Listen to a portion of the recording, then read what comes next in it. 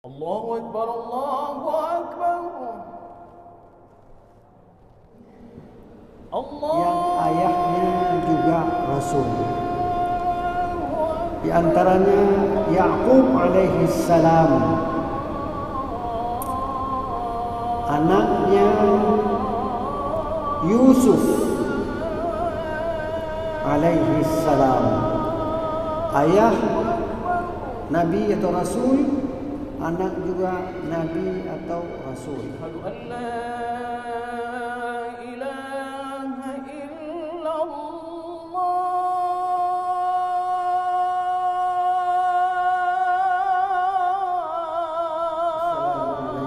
Assalamualaikum warahmatullahi wabarakatuh. Alhamdulillahilladzi hadana lihadza وما كنا لنهتدي لولا أن هدانا الله أشهد أن لا إله إلا الله وأشهد أن محمدا رسول الله اللهم صل على سيدنا محمد وعلى آله وأصحابه أجمعين. عباد الله، hadirin hadirat peserta halaqah maghrib di Masjid Raya Baitur Rahman yang kita cintai ini, para pendengar radio Baitur Rahman di mana saja Anda berada, para pendengar radio Republik Indonesia Banda Aceh, para pendengar radio Serambi FM, dan para pendengar radio-radio lainnya yang turut serta menyebarluaskan halaqah maghrib yang berasal dari Masjid Raya Baitur Rahman yang kita cintai ini. Marilah kita panjatkan puji dan syukur kepada Allah Subhanahu wa taala yang masih memberikan kesempatan hidup kepada kita sampai pada saat sekarang ini, dan banyak teman-teman kita yang dulunya sholat bersama kita jamaah tetap di Masjid Raya Baitur Rahman, tetapi mereka telah dipanggil pulang kepada Allah Subhanahu wa taala. Kita masih diberikan kesempatan hidup, dan marilah kita gunakan sisa-sisa kesempatan hidup kita ini untuk menambah amal soleh dan menjauhkan diri daripada mengerjakan perbuatan-perbuatan yang dimurkai oleh Allah Subhanahu wa taala. Salawat dan salam tidak pernah lupa kita sampaikan kepada baginda Rasulullah sallallahu alaihi wasallam yang telah berjuang mati-matian bersama keluarganya, bersama para sahabatnya, bersama orang-orang yang turut mengikuti baginda Rasulullah sallallahu alaihi wasallam sehingga agama Islam sampai ke seluruh dunia dan sampai pula ke daerah Aceh tempat kita dilahirkan ini. Marilah kita mengucapkan selawat pada baginda Rasulullah sallallahu alaihi wasallam, tanda kita cinta kepadanya.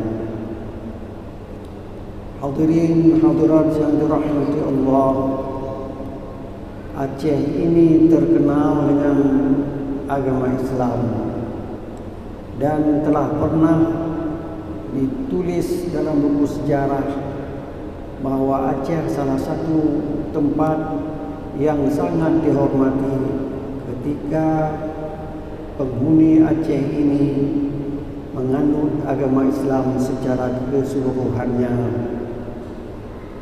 Tetapi sekarang kita mendapat berita ada orang Aceh yang non-Muslim, tapi mereka tidak berani pulang ke Aceh ini. Kalau disebut Aceh, tetap itu Islam. Jadi marilah kita jaga anak-anak kita. Kita pagi nanggro gedanyo. Marilah kita jaga kampung-kampung kita. Kita pagi kampung gedanyo dari budaya-budaya yang tidak sesuai dengan kebudayaan Islam. Anak kita jangan sampai kena sabu-sabu. Anak kita jangan sampai main judi online. Dan marilah kita ajarkan anak-anak kita untuk belajar ilmu agama sejak kecil, dan kita ajarkan bagaimana membaca ayat suci Al-Quranul Karim, karena lidah mereka masih bisa diinginkan untuk membaca huruf Arab secara baik.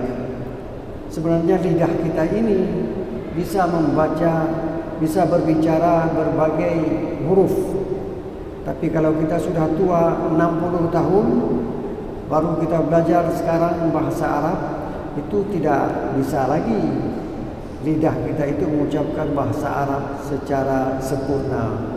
Demikian juga kita lihat orang-orang Aceh yang dulunya tidak pernah berbicara bahasa Indonesia, tapi sekitar umur 50 tahun baru dia berbicara bahasa Indonesia. Nampak sekali lidahnya itu lidah Aceh.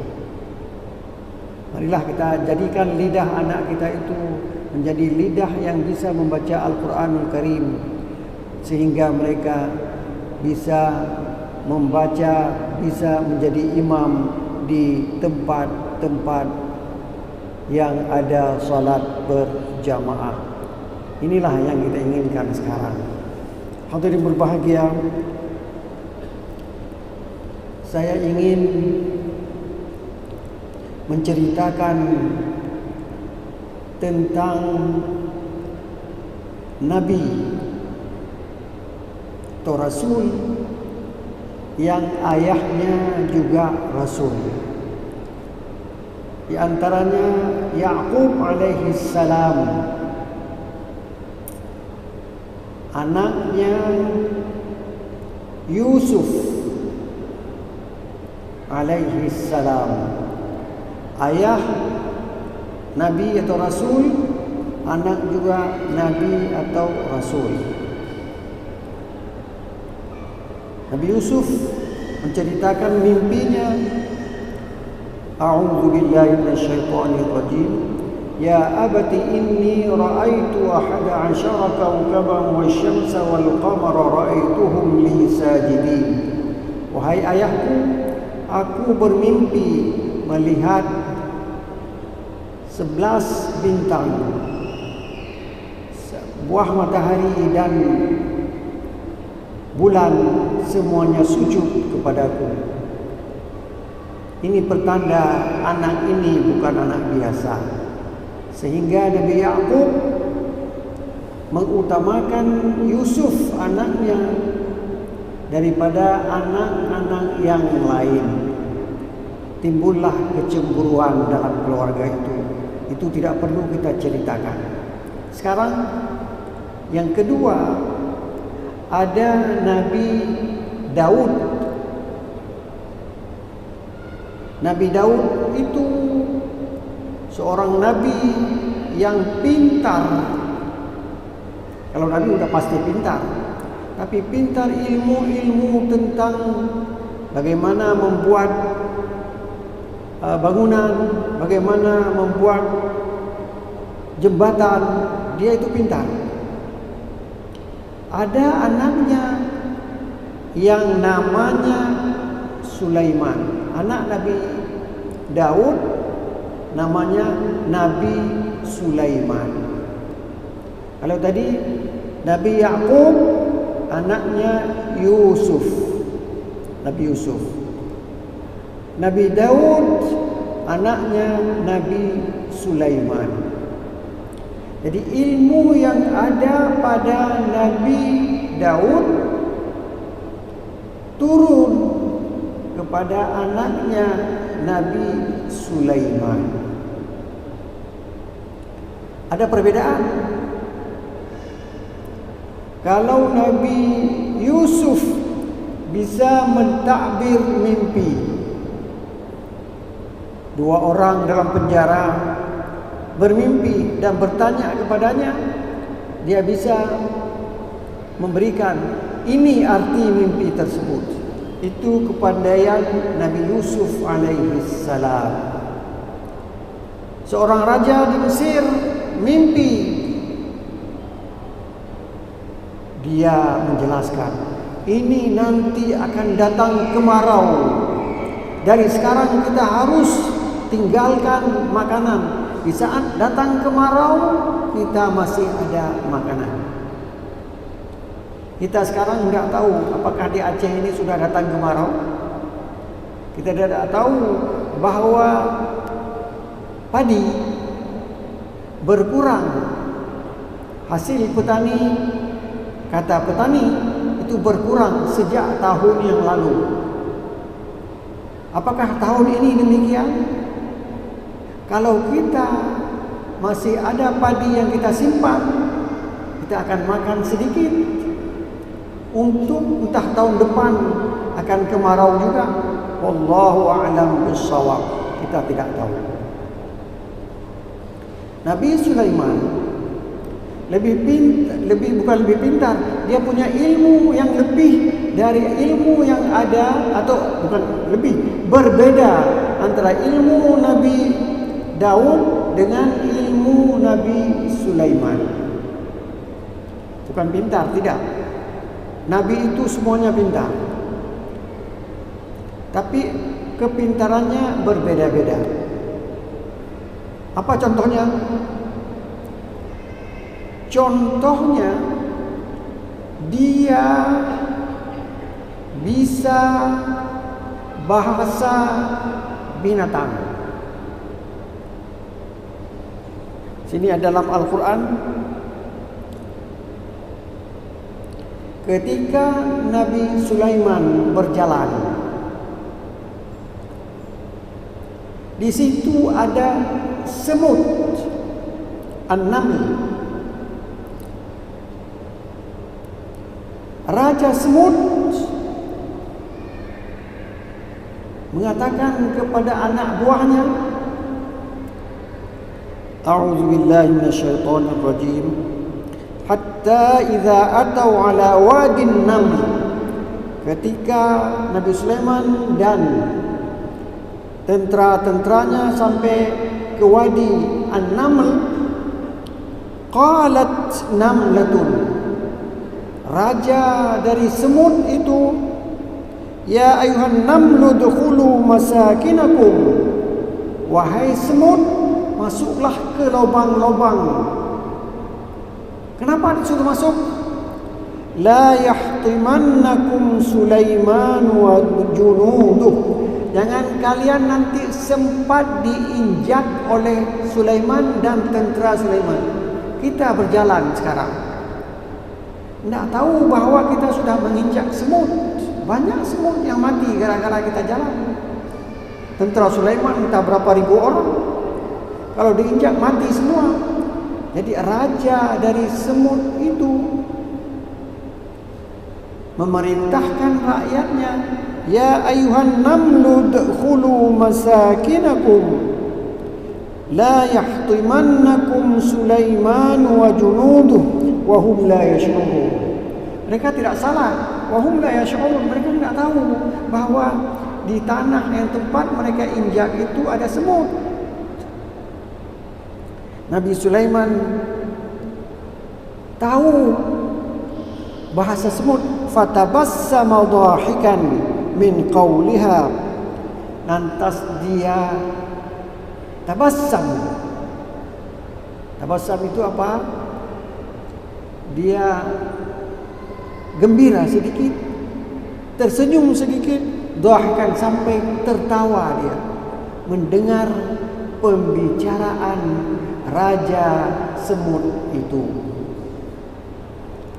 Ini kelebihan Nabi Sulaiman. Sekarang menurut saya, ilmu saya sedikit sekali, belum ada fakultas yang mengajarkan bahasa binatang. Suara anjing begini, itu artinya ini. Suara lembu begini, ini artinya ini. Belum ada kamus tentang bahasa binatang sampai hari ini. Entah kapan ada, tidak tahu saya. Tapi Nabi Sulaiman kepintarannya tahu bahasa binatang. Dan dia mengumpulkan tentara-tentaranya itu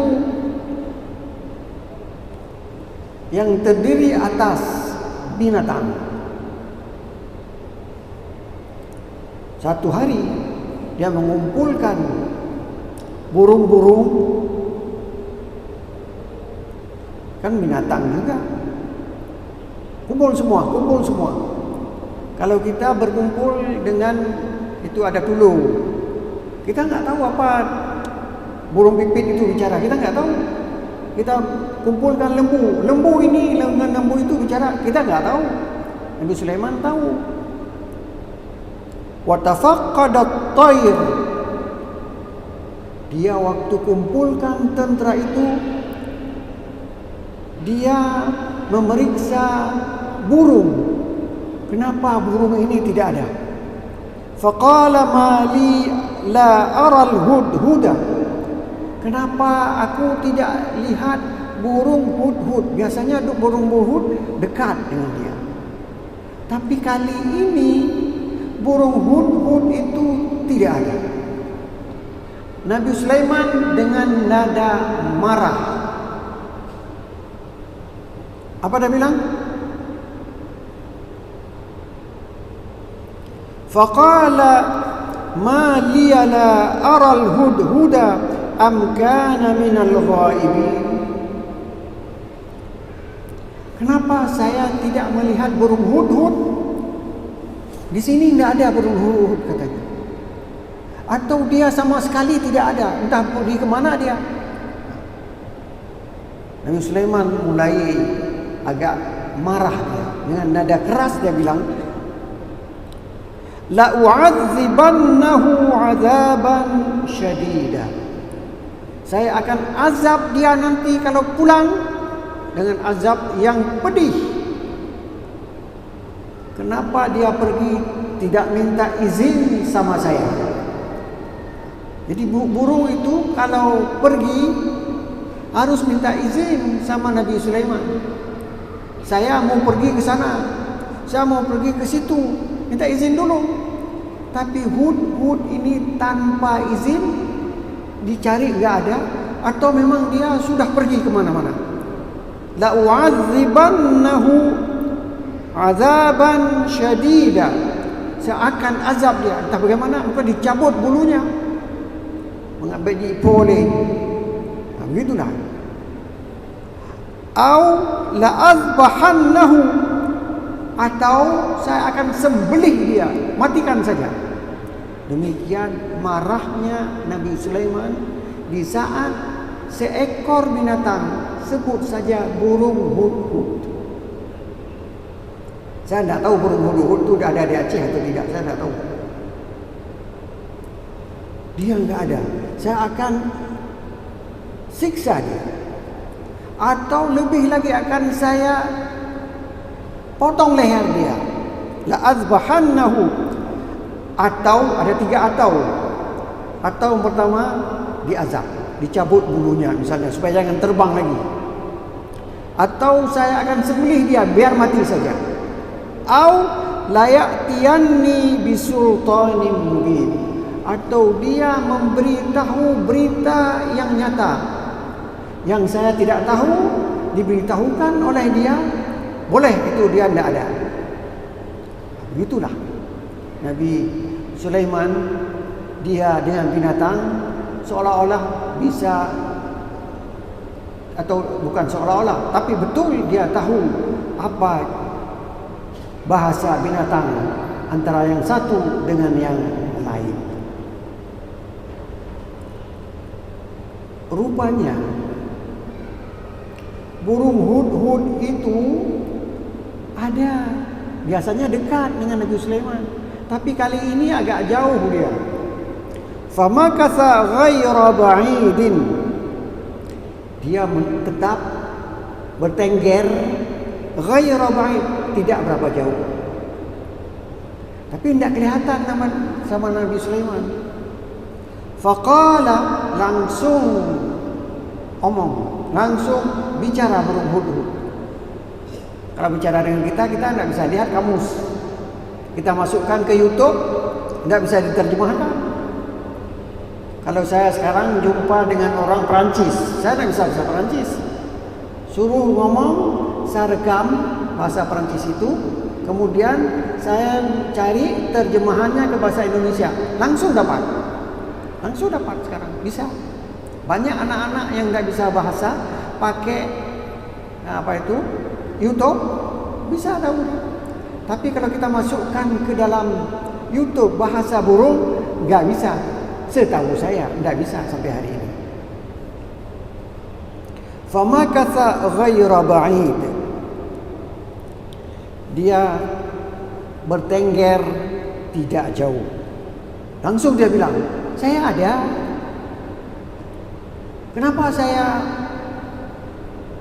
tidak kelihatan, tidak biasa dekat?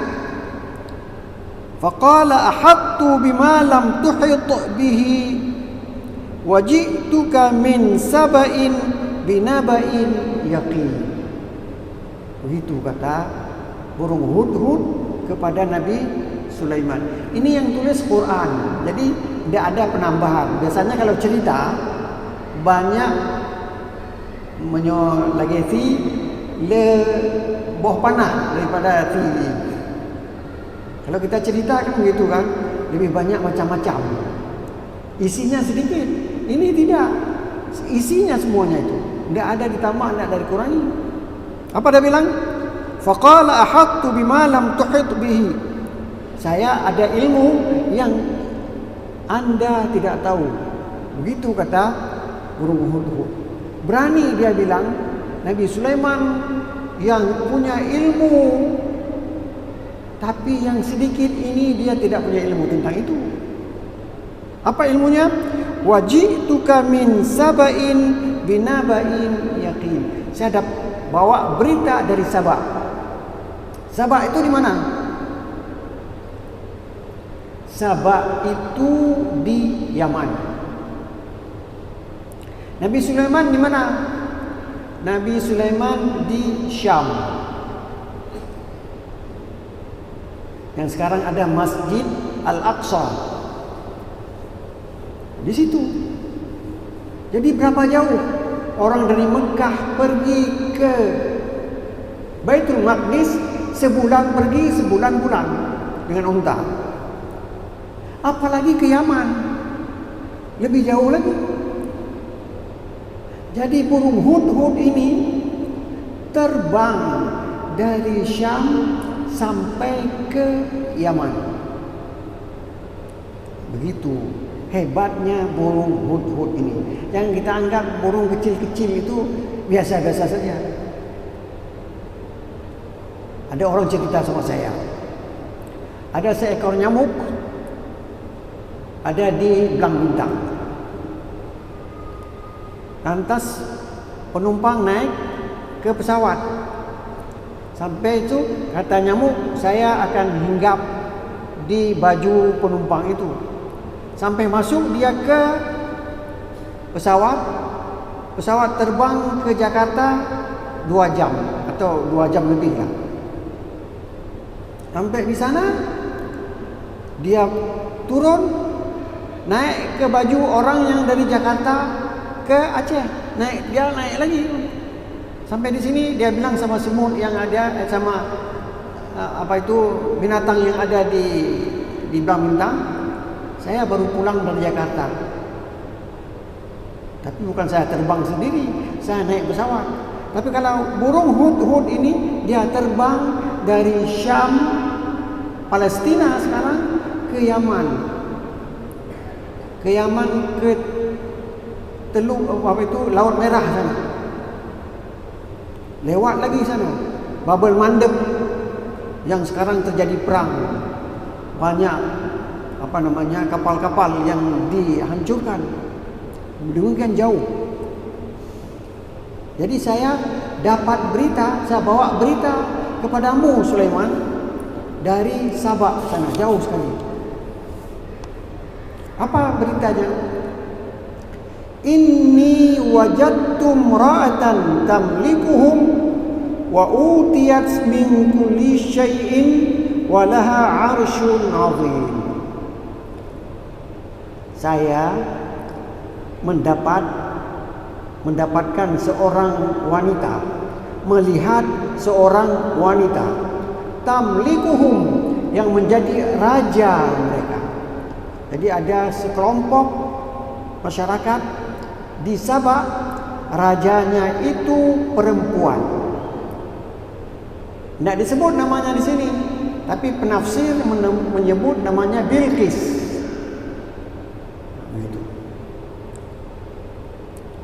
Wa utiyat min kulli syai', diberikan banyak nikmat Allah di Sabah itu.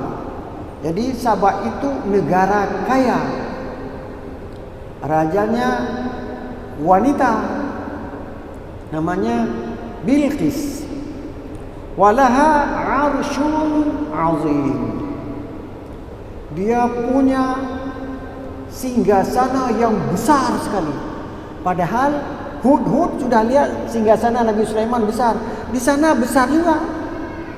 Tapi yang punya di sana orang perempuan. Di sini yang punyanya orang laki-laki. Nah, begitu. Itu cerita dalam Al-Quran. Lantas ditambah lagi. Rupanya Hudhud ini pintar sekali. Rupanya binatang-binatang itu pintar, hanya kita tidak tahu bahasanya. Kalau Nabi Sulaiman bangun sekolah mengajarkan bahasa, kita masuk mendaftar supaya kita bisa bahasa kucing misalnya, bahasa ayam misalnya. Wajadtuha wa qaumaha yasjuduna lisyamsi min dunillah. Saya dapati wanita tadi, Bilqis tadi, wa qaumaha, dan kaumnya, dia sebagai raja, rakyatnya, yasjuduna lisyamsi min dunillah. Mereka itu sujud kepada matahari. Mereka penyembah matahari. Dan dia itu orang kaya, bukan orang miskin. Mereka dapat rezeki banyak sekali. Kenapa mereka menyembah matahari? Karena sudah ada campur tangan syaitan. Manusia ini dilahirkan fitrah, cenderung kepada menyembah Allah. Kapan kita tahu? Waktu ada di lautan, ada angin kencang, yang hanya tinggal pada ini, tinggal Allah, Allah, Allah. Waktu tsunami, waktu gempa juga tsunami, orang non-muslim masuk juga ke masjid ini, ingin selamat. Yang teringat Allah. Jadi sebenarnya mereka itu cenderung kepada agama tauhid. Tapi karena sudah ada syaitan yang menggodanya, wa zayyana lahumus syaitanu a'malahum fasaddahum 'anis sabil fahum la yahtadun. Di syaitan itu membuat pekerjaan kita yang tidak baik menjadi baik. Orang minum khamar, enggak baik itu. Tapi syaitan bisa memberi bisikan kepada orang itu, khamar itu baik sekali. Khamar itu ada faedahnya. Apalagi sabu-sabu. Sabu-sabu itu ada faedahnya. Apa faedahnya? Kalau kita jual jauh lebih mahal ketimbang kita jual beras. Berapa kilo sabu-sabu? 2 kilo. Berapa? Dapat sekian juta. Kalau beras segitu hanya 50 rupiah atau 100 rupiah. Tapi kalau sabu-sabu itu banyak. Itu siapa yang bilang itu? Syaitan.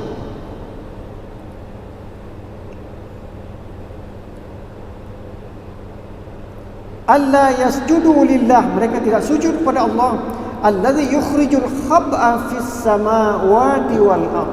Dia mengeluarkan sesuatu yang tertahan, tersembunyi di langit itu dikeluarkan oleh Allah, diberikan kepada kita. Yang tersembunyi di lautan diberikan kepada kita.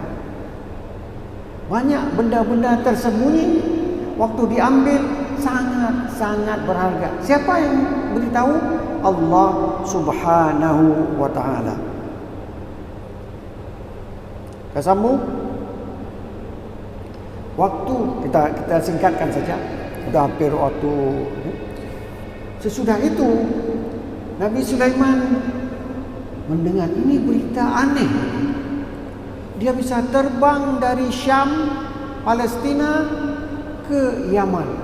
Dapat berita ada seorang perempuan jadi raja. Kerajaan itu makmur sekali. Kemudian mereka menyembah Syams, matahari. Nabi Sulaiman masih ragu. Kalau begitu, saya beri tugas kepadamu, wahai Hudhud. Apa tugas Nabi Sulaiman kepada Hudhud? Apa dia bilang? Idhab bi kitabi hadha.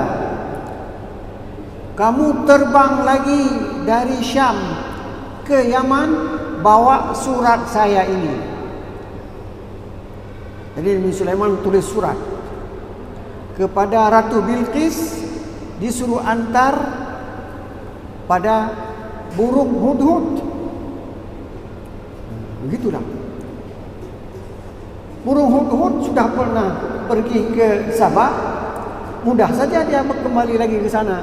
Tapi berapa lama dia terbang, saya tidak tahu. Dan belum baca tafsir yang menjelaskan berapa lama dia terbang itu. Dan bagaimana dia makan, apa dia makan. Kita nggak tahu.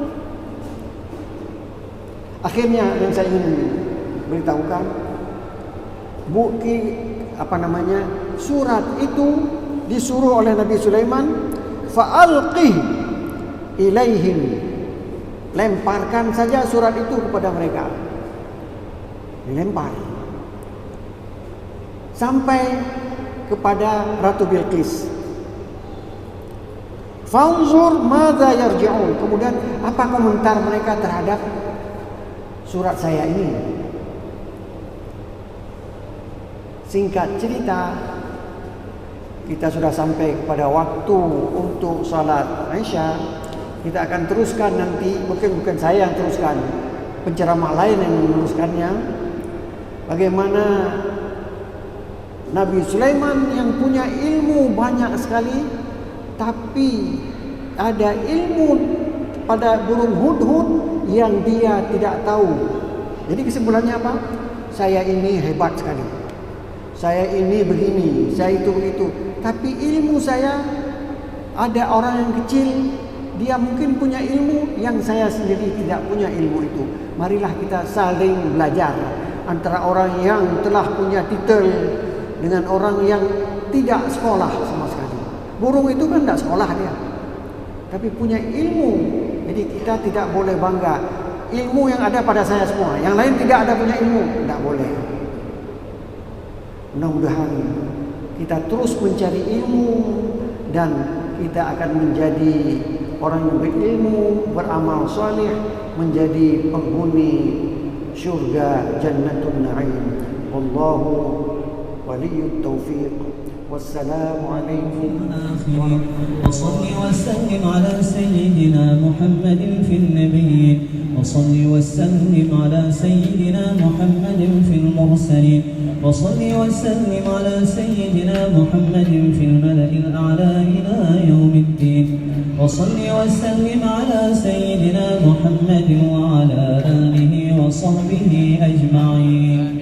ولقد أشروا لنعت من أوصافه تحيي القلوب تهيج الأشجانا. والله